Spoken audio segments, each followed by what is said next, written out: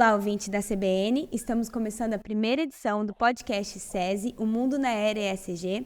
Eu sou Beatriz Bruneta e estou aqui hoje com a Aline Calef, coordenadora do Centro de Inovação do SESI Paraná, e com a Roberta Moreira Lima, empresária, administradora da GMT e do projeto Recicladins. E elas estão aqui hoje para um bate-papo sobre o E do ESG. Muito obrigada por estarem aqui hoje. Sejam muito bem-vindas. Obrigada. Muito obrigada. ESG é a sigla em inglês para Environmental, Social and Governance e refere-se a 3 critérios principais que muitas empresas e investidores estão considerando ao avaliar o desempenho e o impacto das empresas: ambiental, social e governança. Esses critérios têm se tornado cada vez mais importantes em todo o mundo, influenciando na gestão empresarial, decisão de investimentos e políticas governamentais. E nesse podcast, vamos explicar e discutir cada critério em 3 episódios, começando hoje com a letra E. Aline, para começar, você poderia nos explicar o que significa a letra E na sigla ESG e por que ela é tão relevante nos dias de hoje? Então, Beatriz e Roberta, bom estar aqui com vocês hoje, falando um pouquinho sobre ESG e sobre a questão ambiental. O peso que a área ambiental ela tem nesses 3 pilares, né, nos pilares do ESG. E o ambiental, Beatriz, ele é todos os recursos naturais que a indústria utiliza, que a empresa utiliza para a sua produção, o seu impacto no meio ambiente. Então, aqui a gente está falando de todos os critérios de geração de resíduos, a questão da eficiência energética, a questão do consumo de água, a questão da reciclagem, a questão da economia circular. Então, todos esses fatores entram no ambiental. E o ambiental, ele tem uma relevância, quando se fala em ESG, equivalente ou tão importante quanto governança, né? E é a área onde as empresas são mais cobradas, inclusive, né? Temos uma legislação ambiental bem robusta e que as empresas já precisam, né, Roberta, a todo momento estar comprovando o que estão fazendo, mas a questão ambiental é a que chega primeiro quando você vai mostrar para o mercado essas ações ESG. Então, a empresa ela é muito cobrada por como que ela faz gestão dos recursos naturais para a sua produção.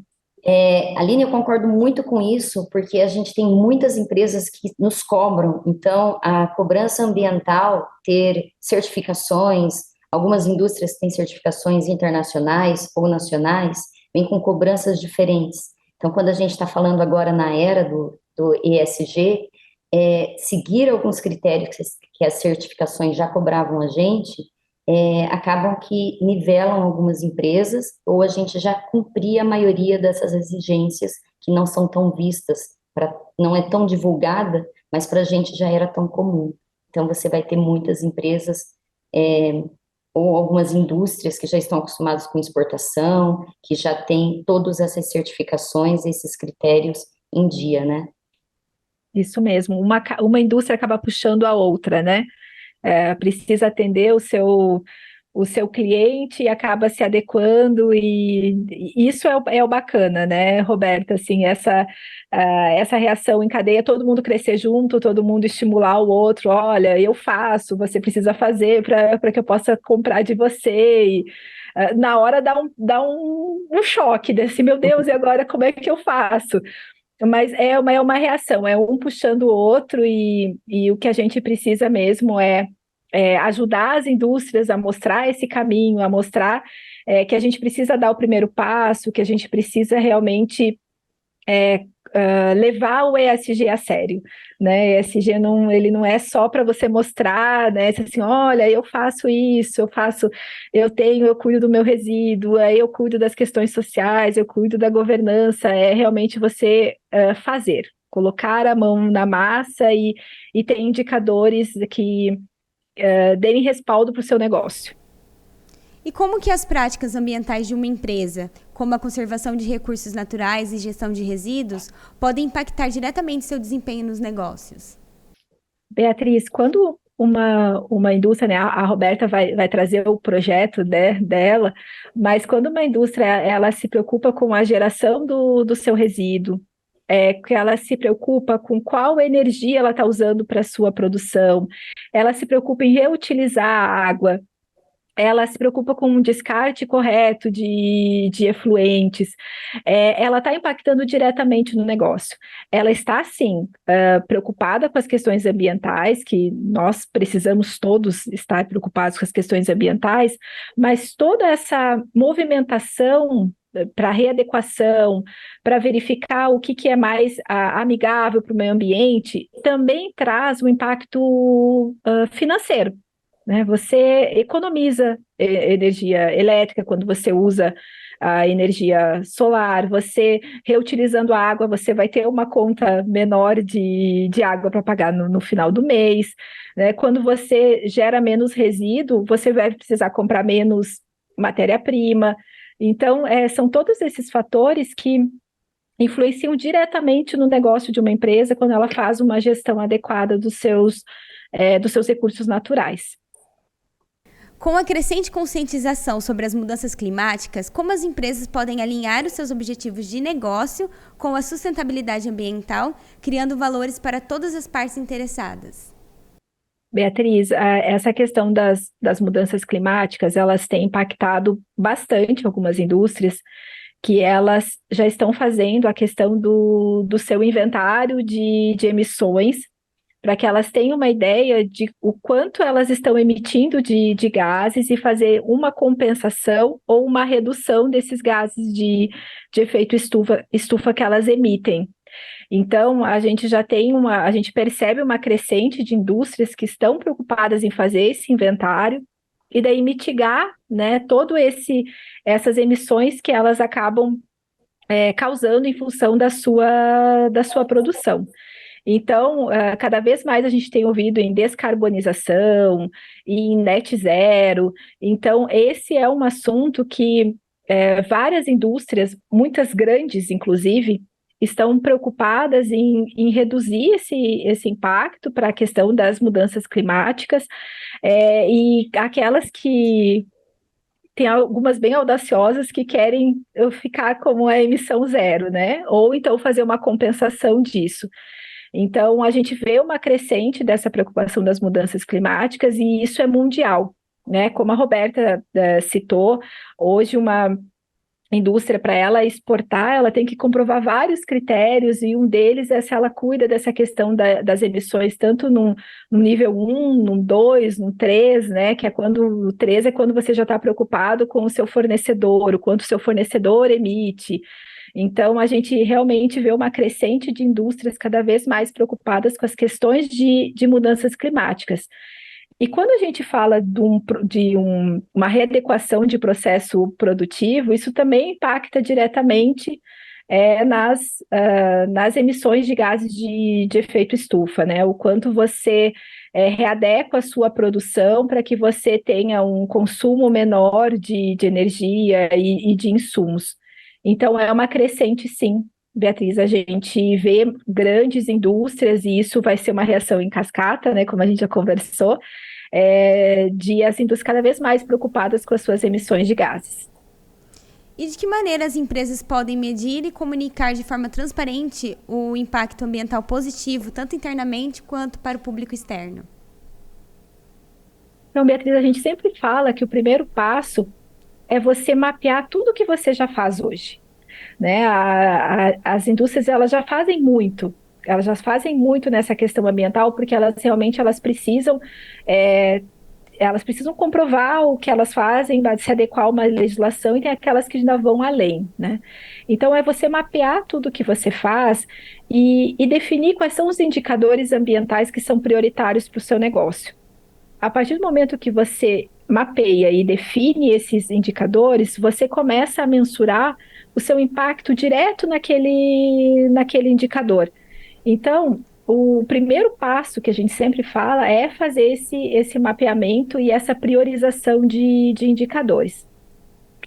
E as indústrias hoje estão cada vez mais utilizando ferramentas padronizadas para relatar isso para a sociedade. Um exemplo é os relatórios de sustentabilidade. Então, tem um relatório de sustentabilidade na norma GRI, que é uma norma internacional que várias empresas estão utilizando. Então, é uma forma de você reportar isso para a sociedade, quais são os seus impactos ambientais, o que você tem feito na área ambiental.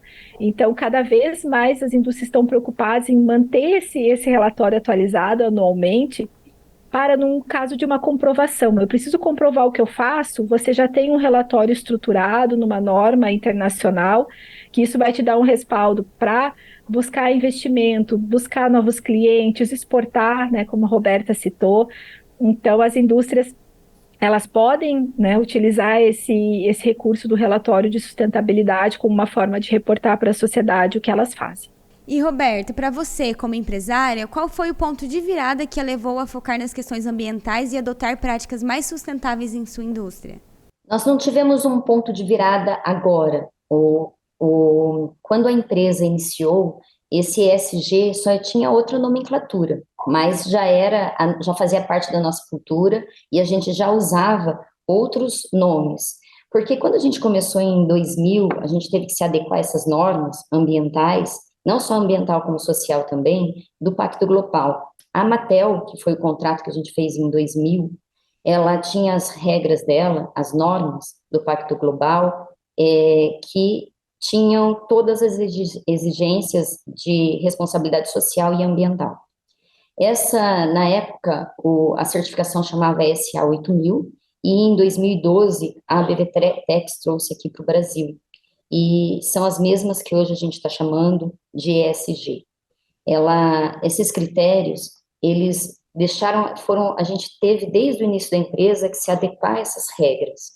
Então, algumas normas de produto químico, norma de bombeiro, segurança do trabalho, a responsabilidade das lavanderias industriais que a gente trabalha. Então, todas essas normas a gente precisou se adequar lá atrás. Quando a gente precisou se adequar às regras do Brasil, em 2011, 12, que veio a ABV-TEX, a gente já estava adequado, então a gente passou por isso com facilidade. De novo, para algumas indústrias, as exigências cobradas já são maiores do que a gente está falando agora. O que mudou, essa grande virada que a gente está cobrando, é para passar isso, a divulgação para o consumidor. Isso que a gente mudou. Mas na empresa já existia. Um exemplo foi o nosso prédio. Quando a gente foi construir a nossa própria sede, aqui em Londrina, no Paraná, a gente tem, o prédio nosso tem captação da água de chuva, tem telhas transparentes, a gente fez o replantio das árvores, a gente tem a composteira, hoje a gente tem energia solar, tem todas as lâmpadas da empresa são LED, os ares são inverter, e a gente já produz o relatório de sustentabilidade, ele está divulgado no nosso site, a gente já tem um inventário de carbono, desde 2017, um fornecedor nosso, então tudo por exigências dos outros, lá como a Aline está falando da cadeia. A Vicunha levou a gente para São Paulo, para o Getúlio Vargas, para a gente estudar sobre o protocolo GHG e fazer o cálculo do carbono da empresa, e a gente começou a documentar todos esses indicadores da empresa. Neutralizar a empresa, todos os gases do efeito estufa, em 2019 ou em 2020, quando a gente fez, é só um passo a mais. Então, essa responsabilidade, a gente fez a neutralização um ano, mas agora a gente está com planos de descarbonização para produzir menos, ou transferir a nossa energia para a cadeia produtiva também.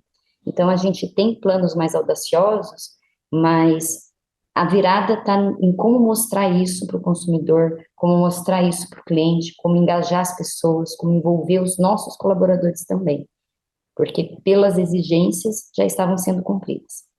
Roberta, você trouxe um ponto muito importante, né, que a gente não tinha falado, né, na conversa antes, mas é o quanto o consumidor final, ele está exigente, né? Não é só o mercado que está exigindo das indústrias, mas aquele consumidor que vai lá na loja, vai olhar o jeans, ele vai querer saber como que ele foi produzido, de que forma, que você vai ter que é um trabalho a mais de divulgação, é um cliente que às vezes, né, em algum momento assim, ele ficava meio que esquecido, mas que agora ele realmente ele cobra, ele exige, ele vai lá no site, ele vai lá no Instagram, ele pergunta. Então, realmente nós estamos tendo, né, Beatriz e Roberta, um mercado consumidor muito mais exigente com o produto que ele compra, né? O preço para a maioria da população ainda é uma questão importante, relevante, né, em função da nossa economia, mas a questão de como que é produzido esse produto também está numa fila subindo, né, das questões dos critérios de compra de um consumidor hoje. Totalmente. Nisso até eu posso falar, porque eu sou essa consumidora consciente. Então, eu já tenho um estilo de vida que eu busco reduzir o meu impacto ambiental no mundo. E eu senti essa diferença mesmo ao longo dos anos, né? Antigamente era muito difícil, eu já cheguei até a mandar e-mail para empresas perguntando como que era, se realmente era sustentável, né? E hoje está muito mais fácil, principalmente pelas questões dos selos, né? Porque é muito fácil também o produto ou a empresa se autodeclarar como sustentável, né? Então, o selo hoje tem uma credibilidade maior, então eu sempre procuro ver realmente de onde que aquilo está vindo. E eu sinto que até os consumidores que não são tão conscientes, se eles têm a opção entre duas marcas, uma que prejudica mais o ambiente e uma que prejudica menos, eles sempre acabam optando pelo que prejudica menos, né? Exatamente. Roberto, você poderia falar também de que maneira as preocupações ambientais afetaram a percepção dos seus clientes em relação aos produtos e serviços da sua indústria? Eu acredito que, historicamente, uma empresa antes ela precisava gerar lucros, depois ela veio com uma preocupação com o produto, com a qualidade, com as pessoas, mas hoje nada disso é suficiente se não tiver preocupação também com o meio ambiente. Então, essa responsabilidade, ela veio, é uma preocupação geral da empresa, de que adianta a gente continuar produzindo esse jeans se for para poluir o meio ambiente, ou ter um problema ambiental, ou simplesmente esgotar a água e a gente não conseguir mais produzir. Então, ele virou uma preocupação a mais. Essa preocupação, ele já existia, só que agora ele está com a preocupação, como vocês falaram, também para os clientes e também para os consumidores. Infelizmente, essa preocupação, quando a gente fala que o consumidor final, ele está cobrando isso da indústria, ele ainda está colocando a indústria como a única responsável. E isso eu não acho que ela é responsável somente sozinha. Então, o fato de vocês terem, como a Beatriz, o interesse em comprar um produto mais sustentável, até quanto você pagaria mais por isso? E a indústria está fazendo o exercício de tentar fazer esse produto sustentável sem poluir o meio ambiente, sem custo nenhum a mais? Trazer isso sem custo. Então, é um trabalho que dos dois lados a gente tem que trabalhar, porque não é fácil. A gente tentou trazer essa preocupação para o produto, a gente tentou oferecer produtos mais sustentáveis, e a gente oferece com lavagens com menos água, sem produto químico em toda a cadeia, com responsabilidade social em toda a cadeia, mas a gente tem algumas que têm um custo muito maior, como uma certificação ZDHC, que ela cobra zero resíduo de produto químico no descarte do produto químico. Essa certificação, para você fazer, ela ainda tem um custo elevado. A gente fez uma calça que eu preciso mandar para fora do país para conseguir a certificação do produto. E na Europa, eles estão cobrando que na etiqueta você já tenha quanto consumiu de água, de produto químico, essas informações já na etiqueta. Aqui no Brasil a gente não está conseguindo trazer isso. Um produto orgânico, um algodão orgânico, ele está com uma produção muito menor e com um valor em até 10 vezes maior do que o outro algodão. Então, a gente não está conseguindo ter esse equilíbrio ainda, mas ações sustentáveis na produção são inúmeras e a gente pode colocar ainda o Brasil como referência, que ainda é mais sustentável do que o resto do mundo. em vários itens, como, por exemplo, o nosso algodão certificado, ABR. Se olhar os laudos, os relatórios, você vai ver como o nosso está bem à frente do que em outros países, mas ainda é pouco e a gente tem muitas coisas para fazer aí ainda, muitas ações. E como o SESI tem apoiado a sua empresa na jornada em direção à sustentabilidade ambiental? Quais recursos e programas eles oferecem para te auxiliar nesse processo? O SESI, muitos anos que a gente já tem várias parcerias com eles, principalmente quando a gente fala da parte de segurança do trabalho. Saúde e segurança do trabalho já são parceiros em todos os laudos e para participar dessas certificações que a gente tem, então sempre foi um grande parceiro. Todo o sistema FIEP como um todo, ele são grandes apoiadores da indústria. Nos últimos anos a gente participou da Bússola da Informação, da Bússola da Sustentabilidade, que saiu o resultado essa semana, inclusive a gente acompanhou e esteve presente nessa apresentação. Nessa bússola mostra como as indústrias, vários indicadores dos últimos, nas 3 bússolas que aconteceram, estão sempre engajadas e estão aumentando esses indicadores, esses índices, essas melhorias dentro da empresa. Além disso, a gente já participou do Prêmio ODS o ano passado, onde a gente foi primeiro colocado, aqui está o nosso troféu, a gente foi primeiro lugar ambiental, onde nesse processo a gente apresentou o nosso plano de gerenciamento de resíduos sólidos dentro da empresa. Os nossos principais resíduos aqui dentro é o têxtil, e o têxtil não era incluído em um laudo de PGRT, por exemplo, porque ele não está dentro da política nacional dos resíduos sólidos.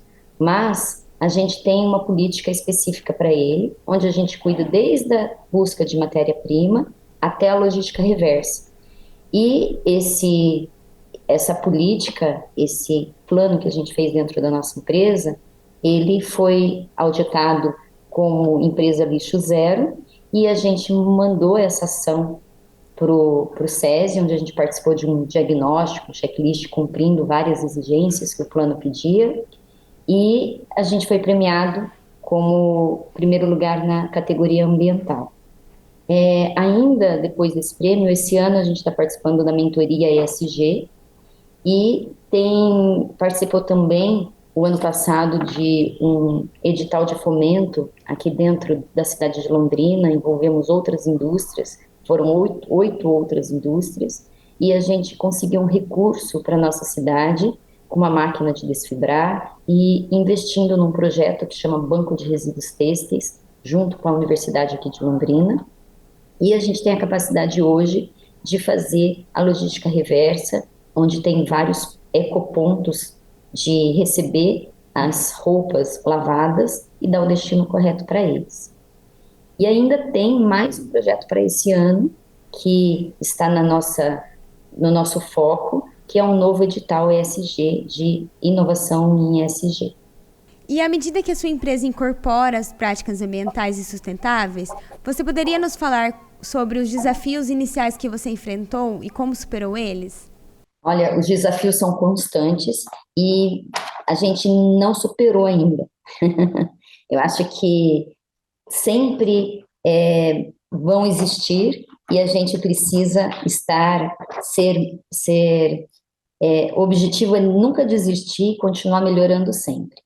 Hoje, eu acho que o desafio está nesse engajamento, está no engajamento tanto da nossa equipe interna, como dos nossos clientes e do consumidor final. Os desafios foram conseguir essas certificações, manter essas certificações, criar produtos onde esse valor seja real, seja percebido, e vai mudar sempre. Então, se a população está mudando, se esse foco está mudando, a gente tem que mudar também, tá?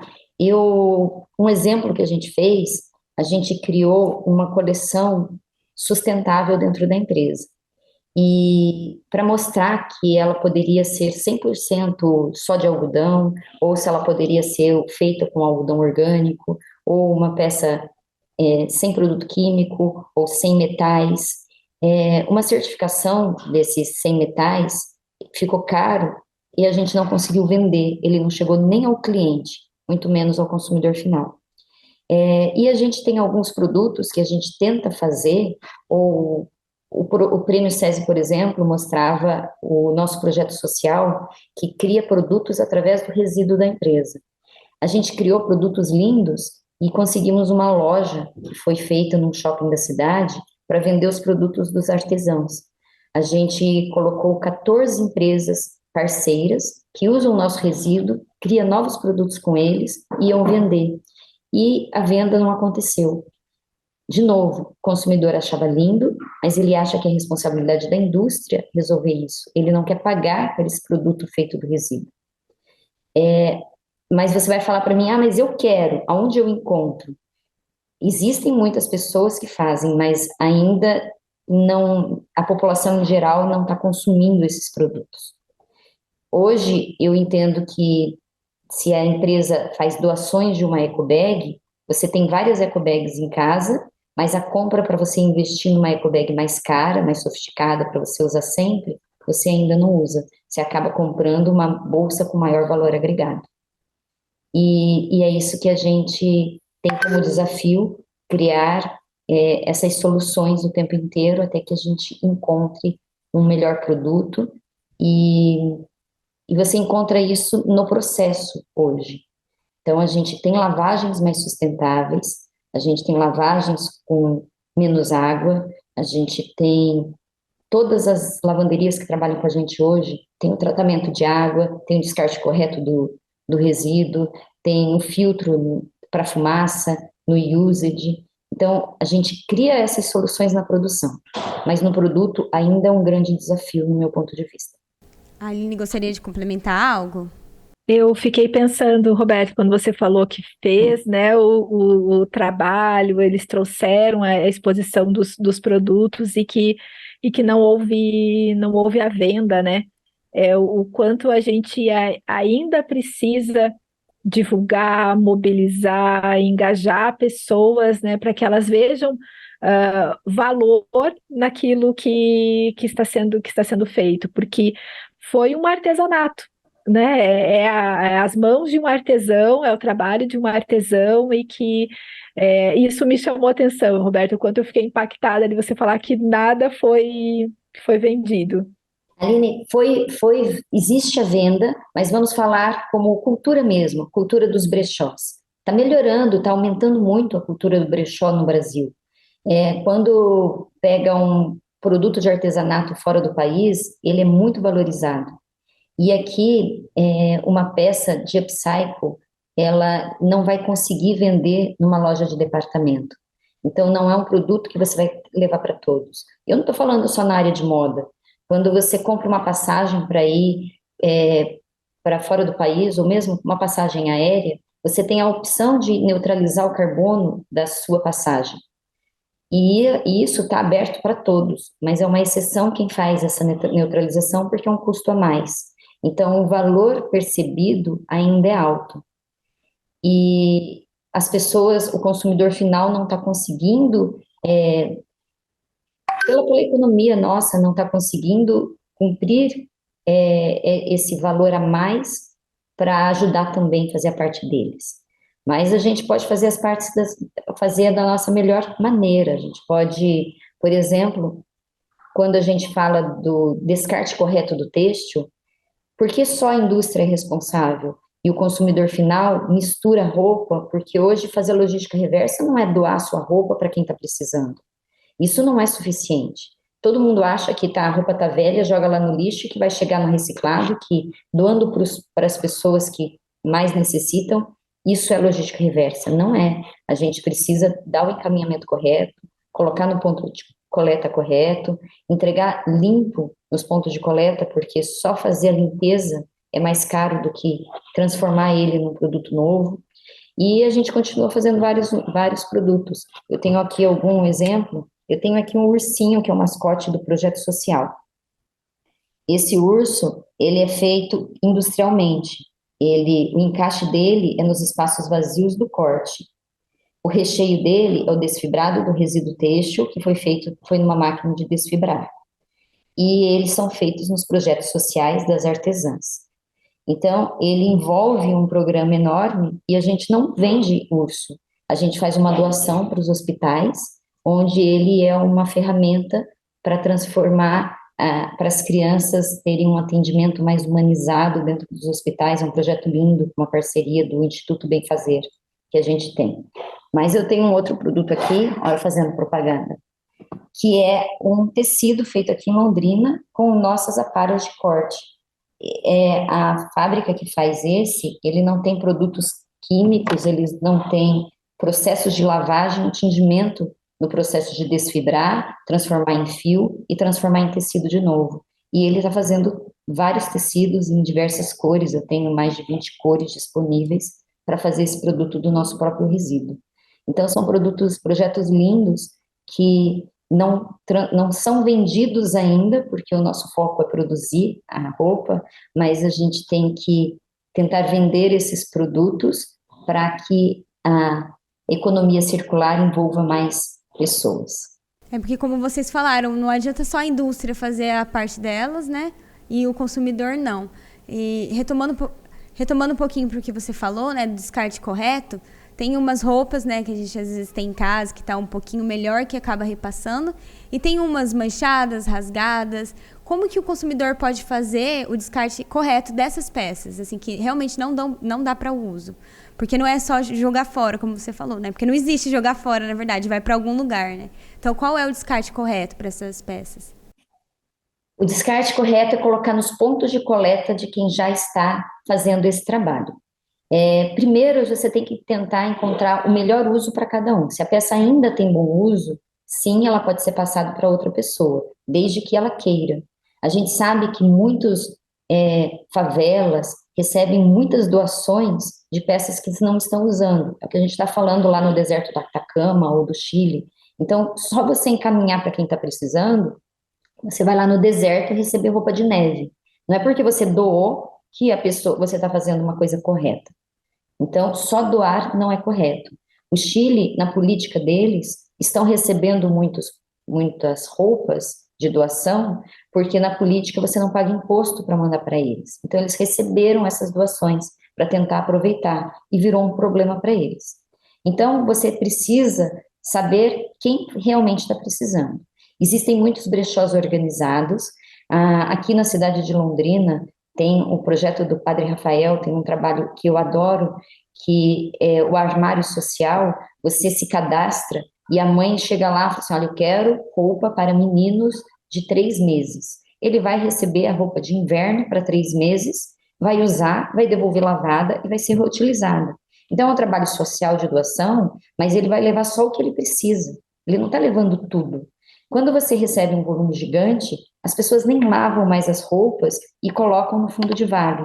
Então, esse fundo de vale, esse aterro sanitário é que está errado. Esse doação para quem não precisa é que está errado. Encontrar o maior valor agregado que a roupa tem, antes de fazer upcycle, desfibrado, ou virar um produto novo, ela ser usada como roupa mesmo. Então, se ainda tem alguém que possa usá-la, é a melhor das ações, desde que ele realmente esteja precisando. Na nossa cidade, porque tem um banco de resíduos têxteis, nós temos vários pontos de coleta, inclusive os shoppings da cidade. Mas, em cada uma das cidades, as grandes lojas estão com pontos de coleta. A Renner, a Riachuelo e a C&A, algumas lojas já estão recebendo. Existem várias empresas na nossa área, como a Puquê, que você leva a meia e eles recebem, transformam no cobertor. Então, várias ações já estão chegando ao consumidor final. Buscando, a gente tem isso. Dentro da GMT, aqui em Londrina, é um ponto de coleta. E a gente vai encaminhar isso para o lugar correto. Muito bom. É importante a gente falar disso, porque às vezes muitas pessoas não sabem realmente como fazer o descarte correto. Sabemos que o SESI está lançando uma chamada para apoiar as indústrias em suas práticas ambientais. Aline, você poderia nos explicar como funciona esse apoio e como as empresas podem se beneficiar desse programa e como entrar em contato? Beatriz, essa chamada ela tem 2 fases. A primeira dela é uma mentoria, uma mentoria ESG, no período de 4 meses, em que a indústria vai poder conhecer um pouco mais sobre o que é ESG, ela vai responder um diagnóstico de qual é o seu nível de maturidade em ESG e escolher 3 indicadores para que ela possa trabalhar dentro de um plano de ação que vai utilizar as ferramentas do Lean. Então, finalizando esses 4 meses, a indústria vai ter potencializado 3 indicadores por meio do Lean, que é uma ferramenta que dá uma produtividade, uma celeridade, né, para as ações, e ela vai conseguir finalizar essa mentoria durante esse período de 4 meses. Pode participar empresas de todos os portes, micro, pequenas e médias indústrias, elas pagam um valor de R$950 e grandes indústrias R$2.400 para participar dessa mentoria, que é uma mentoria subsidiada pelo SESI Paraná.